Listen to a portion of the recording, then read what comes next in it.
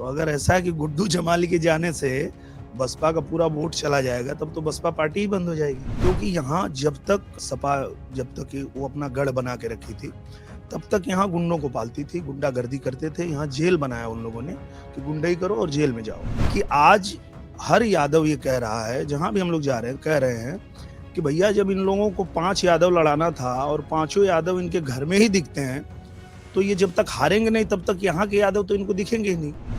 कि उनको नाचने नहीं आता इसीलिए वो हार जाते हैं। अगर उनको नाचने आता तो यहाँ वो जीत सकते थे, पर वो नाचना ही नहीं जानते।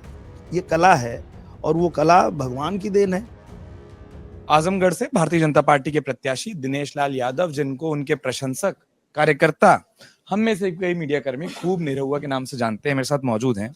साहब, पहला सवाल तो बहुत सीधा ये, उपचुनाव देखा, उससे पहले का एक चुनाव देखा, तीसरी बार जब आप लड़ाई में हैं, इन तीनों लड़ाइयों में कौन सी लड़ाई सबसे ज्यादा मुश्किल, सबसे ज्यादा आसान लग रही है? सबसे आसान तो इस बार ही है, और उसका कारण है कि पहले तो हम लोग जब आए थे तो नए थे, पर हमको जब 1.5 साल मौका मिला तो हम लोगों ने आजमगढ़ में खूब काम किया है। इतना काम किया है कि जनता भी कह रही है कि पहले कभी नहीं हुआ उतना काम आजमगढ़ में हुआ है 1.5 साल में। तो इस वजह से इस बार की जो लड़ाई है वो आसान हो गई। चेहरे पर मुस्कुराहट के साथ आप आसान बता रहे हैं, लेकिन कई लोग ये कह रहे हैं कि इस बार समीकरण ज्यादा मुश्किल है, क्योंकि पिछली बार 3 तरफा लड़ाई थी तो फायदा मिला था। क्या समीकरणों का भी असर होता है और 2 तरफा लड़ाई है तो ज्यादा मुश्किल है?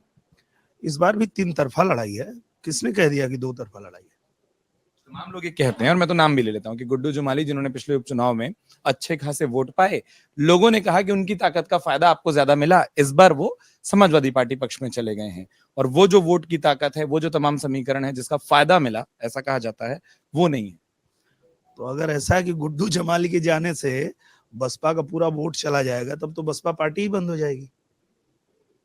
बहुजन समाज पार्टी अलग लड़ रही है, उसका वोट अलग है, और गुड्डू जमाली के अकेले जाने से क्या फर्क पड़ता है? कोई फर्क नहीं पड़ेगा। उल्टा उस बार हम लोगों के साथ ओम प्रकाश राजभर जी नहीं थे, इस बार वो भी हैं और अपने पार्टी के साथ हैं। तो इसलिए हमारे लिए और आसान हो गया है। और जबकि सिर्फ वहां गुड्डू जमाली गए हैं, बसपा तो अभी लड़ी रही है। एक तो बसपा की चिंता भी आप खूब कर रहे हैं। अब तक भारतीय जनता पार्टी के तमाम जितने भी नेताओं, प्रत्याशियों से बात किया, इतनी चिंता करते हुए दिखाई नहीं देते। जहां तक आपने ओम प्रकाश राजभर की बात की, उनके समीकरणों की बात की, वापस घूमकर वो सवाल आ जाता है कि क्या आजमगढ़ को जीतने के लिए उन तमाम जातीय समीकरणों का सहारा ज्यादा जरूरी है, या जो आपने पहले सवाल के जवाब में कहा कि विकास, काम, एजेंडा वो ज्यादा बड़ा होता है? सारी चीजें होती है। जैसे काम भी लोग देखते हैं। अब जहां जहां हम लोगों ने अच्छा काम किया है, वहां जयकार हो रही है। आप रासेपुर तितरा में जाएंगे तो वहां की जो सड़क है इतनी बढ़िया बन गई, जो कभी कोई बना ही नहीं पाया। यहाँ तक कि 10 विधायक हैं आजमगढ़ में सपा के, उनके गांव की भी सड़क वो लोग नहीं बनवा पाते थे, वो भी हम लोग 1.5 साल में बनवा दिए। तो उसका भी असर है। अब लोग कह रहे हैं कि ये लोग बिना काम के हैं, इनको तो बेकार में ही हम लोगों ने चुन लिया था। एक आदमी 1.5 साल में ही इतना काम करा दिया। तो मुझे लगता है कि हर तरह से समीकरण अपने साथ है। मुझे यही बात जो आपने अभी कहा ना कि 10 विधायक हैं, इसी कारण एक सवाल ये उठता है, एक शब्द बहुत चलता है, आपने भी सुना होगा जब आप यहाँ चुनाव लड़ने आए थे। हम लोग भी जब आजमगढ़ की सियासत को पढ़ते और देखते हैं कि आजमगढ़ गढ़ है, समाजवादी पार्टी का गढ़ है या परिवार का गढ़ है, इस तरीके की बातें कही जाती है। परिवार से रिश्तों की प्रचार में वो बात भी आती है। कई बार आप लोग कहते हैं, आपके समर्थक कहते हैं कि वो दुहाई देते हैं। मैं उसको दुहाई शब्द ना कहूं, लेकिन एक परिवार के नाते की या गढ़ की वो भी बात करते हैं। क्या वास्तव में आपको लगता है गढ़ है, और वो बोलते हैं कि पिछली जो उपचुनाव की जीत थी वो अपवाद थी? आपने भी सुना होगा, विरोधी खूब कहते हैं आपके बारे में। मुझे लगता है कि अगर आप धरातल पे पता करेंगे तो अभी ये जो विधायक की बात आप कर रहे हैं, ये लोग जब जा रहे हैं चुनाव प्रचार में तो लोग उनको खदेड़ ले रहे हैं, बोले भैया तुम तो दिखे नहीं कभी, अब क्या करने आए हो? तो ये हाल है उनका।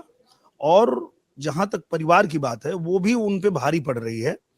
कि आज हर यादव ये कह रहा है, जहां भी हम लोग जा रहे हैं, कह रहे हैं कि भैया जब इन लोगों को 5 यादव लड़ाना था और पांचों यादव इनके घर में ही दिखते हैं, तो ये जब तक हारेंगे नहीं तब तक यहाँ के यादव तो इनको दिखेंगे ही नहीं। तो वो लोग भी उनको हराने के लिए तैयार बैठे हैं। प्रचार के दौरान और उम्मीदवार आने से पहले आपने एक बात कही थी, उपचुनावों के बाद से लगातार, कि आपकी लड़ाई, आप कहते थे कि अगर मेरी लड़ाई है तो मेरी लड़ाई अखिलेश यादव से है। अब जब धर्मेंद्र यादव सामने दिख रहे हैं, तो क्या आपको लग रहा है कि धर्मेंद्र यादव से लड़ाई है, या अभी भी परोक्ष या अपरोक्ष रूप से अखिलेश यादव से आपकी लड़ाई? मुझे लगता है कि ये लोग तो लड़ाई से बाहर हो गए। उसका कारण ये है कि 19 में जीते तब भी भाग गए, 22 में हारे तब भी भाग गए, और अब जो है 24 में आए हैं तो जनता पूछ रही है कि आप लोग न 19 के बाद दिखे न 22 के बाद दिखे, तो अब क्या करने आए हैं? ये तो यहीं रहा। 19 में मैं हार गया तो भी यहीं था, यहाँ रह के काम कर रहा था। 22 में जीता तो भी यहाँ रह के काम किया। पर ये लोग जीतते हैं तो भी भाग जाते हैं, हार जाते हैं तो भी भाग जाते हैं। सिर्फ चुनाव लड़ने आते हैं, अभी चुनाव के बाद फिर इनके कार्यालय पे ताला लग जाएगा। और जो आपने अभी धीरे से बिल्कुल कहा था वो वाले सवाल, कि अखिलेश यादव से क्या आपकी अभी भी लड़ाई है? मुझे लगता है कि ये लड़ाई इसलिए है कि ये जो पूर्वांचल के यादव हैं, उनको इनका हक कैसे मिलेगा? जब तक कोई इनसे लड़ेगा नहीं, तब तक ये तो दिखाते रहेंगे कि इनके घर में ही यादव है और पूरे पूर्वांचल में इनको एक भी यादव नहीं दिखता है। अब जब हम लड़ रहे हैं और लड़ के इनको दिखा रहे हैं कि देखो यहाँ भी यादव है, तो अब इनको दिखने लगेगा। तो लड़ाई तो ये है, इसमें कोई दो राय नहीं है। और जो यादव हैं उनको भी समझना पड़ेगा कि ये मैं उन्हीं के हक की लड़ाई लड़ रहा हूँ। उनको लग रहा है कि मैं उनके खिलाफ हूँ, पर मैं उन्हीं के हक की लड़ाई लड़ रहा हूँ कि भैया जब ये हारेंगे तभी तुम लोगों को भी मौका मिलेगा। इस आजमगढ़ में इतने बड़े बड़े यादव नेता हैं, उनको भी मौका तब मिलेगा जब ये लोग हारेंगे।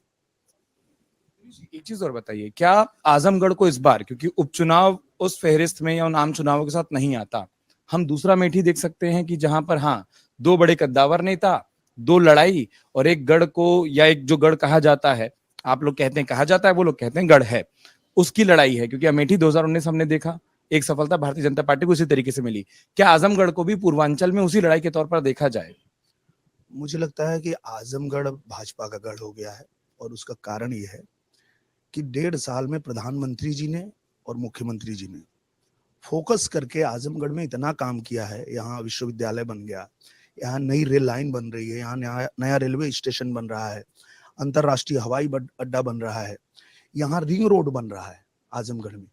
तो ये सारी चीजें जो हुई है, और उसके बाद प्रधानमंत्री जी ने जितनी योजनाएं चलाई है उसका लाभ जो जनता को मिला है, उसके वजह से आज जब हम लोग जाते हैं, चाहे वो दलित बस्ती में जाते हैं या मुसलमानों के भी बीच में जाते हैं, तो वो लोग भी कहते हैं कि हमको जो कुछ मिला है वो मोदी जी ने ही दिया है। इसके पहले तो किसी ने कुछ नहीं दिया।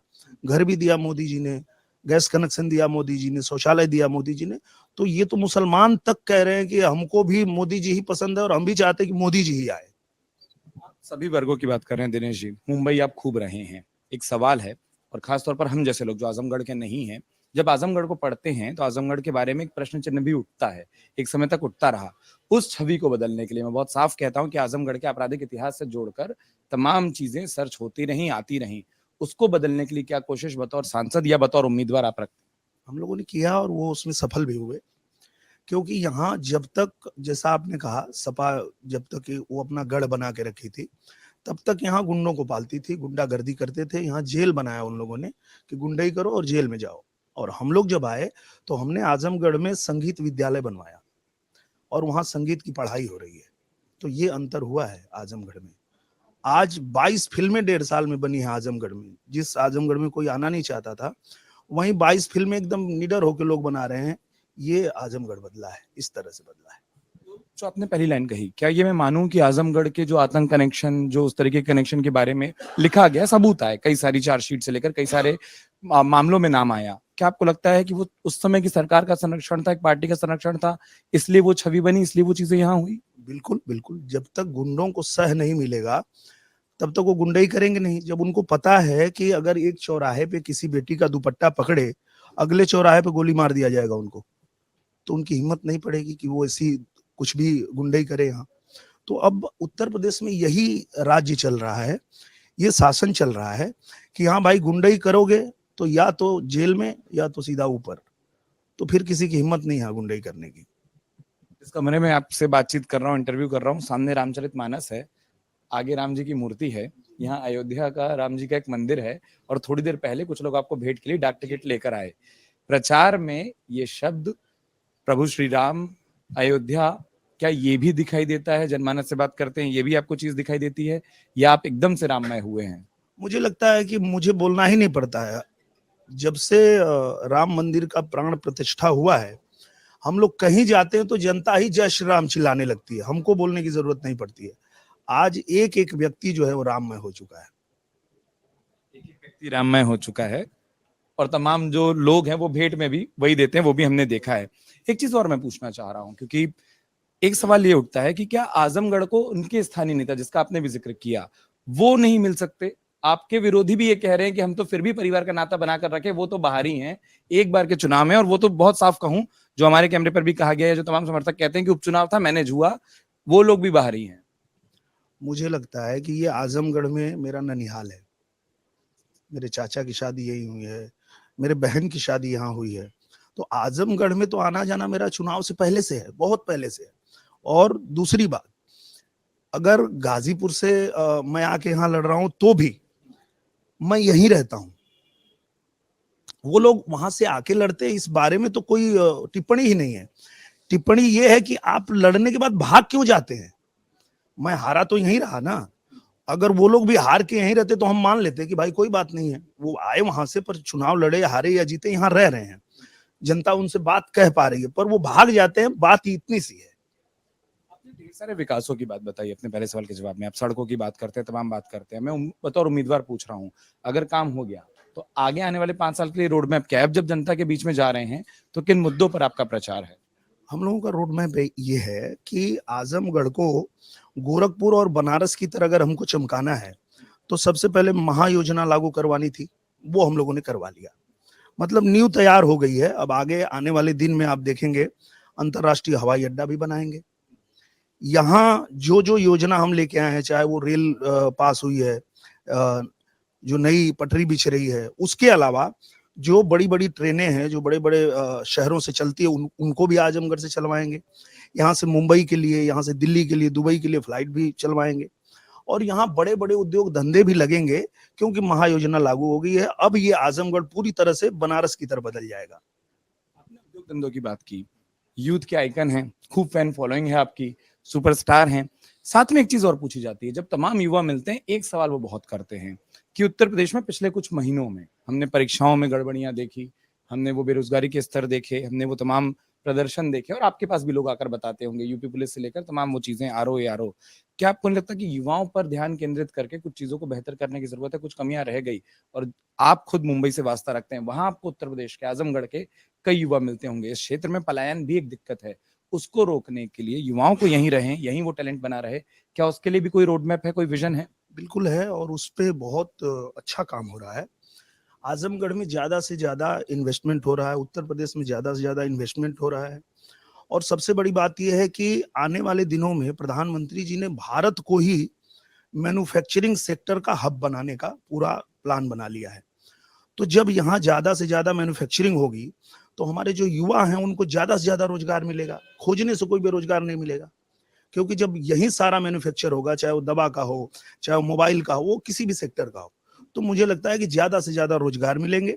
और यही प्लान बना करके और मोदी जी विकसित राष्ट्र की कल्पना करके और उस पर शपथ लेके काम कर रहे हैं।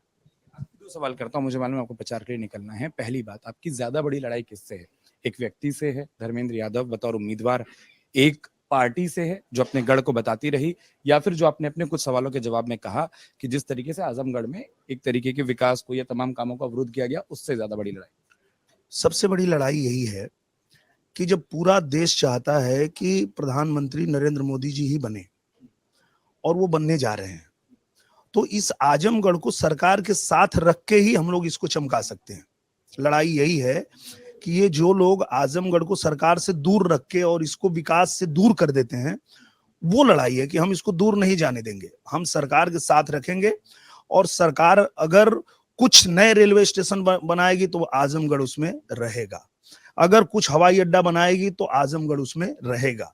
ये तब संभव हो पाता है जब सरकार का ही सांसद यहाँ है और वो जाकर वहां बात करता है, मांग रखता है कि हमको ये चाहिए ही चाहिए, तब जाके आजमगढ़ में काम हो पाया 1.5 साल में। तो हमारी लड़ाई ये है। इसी का एक सप्लीमेंट्री पूछ रहा हूँ, क्योंकि मैंने आखिरी कह दिया था। आपके कुछ समर्थक और तमाम दिन में हम लोगों से चर्चा कर रहे थे, आजमगढ़ के लोगों ने कहा हवाई पट्टी पहले भी थी, लेकिन अब वो लोगों के लिए एयरपोर्ट बनने जा रहा है। चीजें पहले भी थी, लेकिन सीमित लोग उसका प्रयोग करते थे, अब जनता को मिल रही है। और जो आपने कहा कि सांसद बात रखेंगे, लोगों ने 2 नाम लिए। लोगों ने कहा मुलायम सिंह यादव, फिर भी हम मान सकते हैं कि आजमगढ़ के नेता थे, आजमगढ़ की बात करते थे, लेकिन अखिलेश यादव, उनके बारे में एक विरोध है। आपका क्या मानना है? आप अखिलेश यादव से भी लड़ाई लड़ चुके हैं, धर्मेंद्र यादव से आप सियासी लड़ाई लड़ रहे हैं, और जैसा आपने कहा इस क्षेत्र से आपका नाता रहा है, तो क्या आपको लगता है कि जानबूझकर आजमगढ़ को विकास से दूर रखा, किसी एक नेता ने रखा, ताकि फिर वो वोट बैंक का लाभ मिलता रहे? बिल्कुल, क्योंकि एक बार जब 19 में मैं लड़ रहा था, तो अखिलेश यादव जी आए थे आजमगढ़ में और उनका वक्तव्य सुना मैंने। मंच से बोल रहे थे कि अगर बच्चों को भर्ती करने के बाद डंडा ही पकड़ाना है, तो परीक्षा की क्या ज़रूरत है? वो दौड़ निकाल लें, बस उनको डंडा थमा दो। तो मैं उस व्यक्ति की विचारधारा को समझने का प्रयत्न किया कि ये चाहते क्या हैं। तो वो चाहते हैं कि यहाँ के बच्चे अनपढ़ रहें, वो पढ़ाई लिखाई ना करें। अगर कोई बच्चा पढ़ाई नहीं कर रहा, उसका बाप अगर कहेगा कि पढ़ाई करो, तो कहेगा हम दौड़ निकाल लेंगे, हमको नौकरी मिल जाएगी, तो हमको जरूरत क्या है पढ़ने की। और वो जब अनपढ़ रहेगा तभी उनके पीछे चलेगा, क्योंकि वो पढ़ लेगा तब तो वो जान जाएगा कि ये आदमी हमको भरमा के रखा है, गलत तरीके से हमारा इस्तेमाल कर रहा है और हमको हमारा अधिकार लेना है, तो इसी से लड़ना है हमको। क्योंकि अगर 5 यादव लड़ाना है और पांचों घर से ही आदमी ला रहा है, मतलब ये तो सीधा सीधा यहाँ के यादवों का जो हक है वो छीन रहा है। तो ये तो हक तब मिलेगा जब कोई इसी आदमी से लड़ेगा, और वो लड़ेगा जो पढ़ेगा। पर ये चाहता ही नहीं कि वो पढ़े और लड़े, ये अंतर है। वो चीज आपने 19 के प्रचार में समझ ली थी। एक चीज और पूछता हूँ, क्योंकि आपने 19 का जिक्र किया और अभी भी साहब कई सारे ऐसे कमेंट आते हैं जो आपके प्रोफेशनल करियर के बारे में होते हैं। कई बार आपको ऐसे शब्दों से कहा गया कि मैं उन शब्दों को उसी तरीके से नहीं कहना चाहता। क्या उस तरीके के प्रचार को, उस तरीके के प्रहार को, उस तरीके के वार पलटवार को आप बतौर उम्मीदवार या बतौर व्यक्ति उससे ज्यादा या बतौर कलाकार किस रूप में लेते हैं? मैं बहुत अच्छे से लेता हूँ। मेरा भाग्य है कि ईश्वर ने मुझे कलाकार बनाया है, और ये मेरा भाग्य है कि मैं आजमगढ़ के लोगों को ये कह पाता हूँ कि आपके गांव में शूटिंग भी कर रहा हूँ और आपकी सड़क भी बना रहा हूँ। तो उनको दोनों मजा मिल रहा है कि यहाँ पे शूटिंग हो रही है, तो वो शूटिंग भी देखते हैं, वही अपना पत्र देते हैं कि सड़क बनानी है, वो भी बन जाती है। और दूसरी बात, जो वर्ड वो कह के हमको टारगेट करते हैं, वो मैं कहना चाहता हूँ कि उनको नाचने नहीं आता, इसीलिए वो हार जाते हैं। अगर उनको नाचने आता तो यहाँ वो जीत सकते थे, पर वो नाचना ही नहीं जानते। ये कला है, और वो कला भगवान की देन है। कृष्णा भगवान कलाकार थे, नटराज भगवान कलाकार थे, पर इनकी सोच ही छोटी है, उनको कुछ नहीं कह सकते। और एक कलाकार जो होता है, जैसे मैं कलाकार हूँ और यहाँ मैं 8 फिल्में अगर अपनी बनाता हूँ, तो वो फिल्में बना करके करोड़ों रुपए मैं सरकार को टैक्स के रूप में देता हूँ। और ये लोग क्या करते हैं, सिर्फ नेतागिरी करते हैं। ये कितना सरकार को देते हैं, पूछिए इनसे। हम तो कलाकार हैं, तो अपना परिवार भी चलाते हैं, और देश के विकास में करोड़ों रुपया हम टैक्स भी भरते हैं, उसी कलाकारी के जरिए, उसी सिनेमा के जरिए। तो ऐसा ही आदमी चाहिए ना, जो अपना भी काम करे, अपना परिवार अपने प्रोफेशन से चलाए और जनता की सेवा भी करे। पर ये लोग तो वही जनता का पैसा लूटने के लिए आते हैं, हमको तो लूटने की आवश्यकता है नहीं। तो अंतर यही है हमारे और उनके में। शूटिंग टर्म बोल दूं कि आपका कभी पैकअप नहीं होता, क्योंकि पैकअप के बाद भी चिट्ठियां मिलने लगती हैं कि साहब ये बना दो, ये बना दो। हाँ, और हम लोग बनाते हैं, जहां शूटिंग होती है वहीं ऑफिस लगा देते हैं। जो भी कोई आया, किसी ने कुछ भी अपना कह दिया कि हमारा ये करना था, ये होना था, वहीं लेटर टाइप होता है, प्रधानमंत्री जी को भेज दिया, मुख्यमंत्री जी को भेज दिया।